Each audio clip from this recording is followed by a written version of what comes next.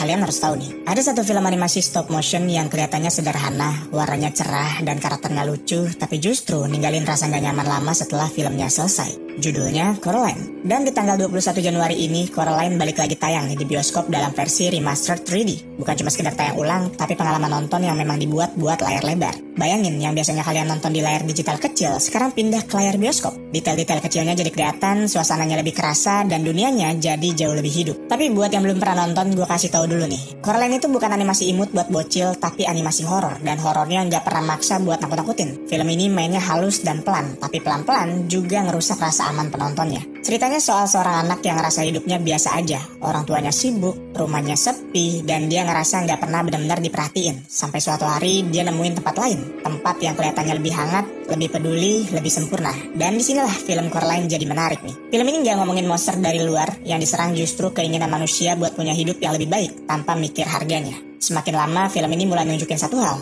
Hal-hal yang kelihatannya terlalu sempurna biasanya cuma topeng aja. Versi remaster 3D nantinya bakal bikin semua detail kecil itu makin kerasa nih. Tekstur dunianya lebih hidup, kedalamannya lebih nyata, dan suasana aslinya jadi lebih nempel. Buat yang belum nonton, ini bukan film yang bakal bikin kalian lompat kaget, tapi ini film yang bikin kalian mikir dan diam-diam nanya ke diri sendiri nih. Kalau gue ada di posisi si Coraline, apa gue bakal kuat nolak godaan dunia itu? Film ini tentang godaan, tentang rasa ingin diperhatiin, tentang pilihannya yang kelihatan kecil tapi bisa nentuin siapa diri kalian sebenarnya. Dan mungkin itulah alasan kenapa meskipun udah belasan tahun berlalu, film ini masih relevan nih. Karena pada akhirnya horor paling mengerikan di Coraline bukan dunia lain itu nih, tapi kenyataan kalau banyak dari kita pernah pengen kabur dari hidup sendiri.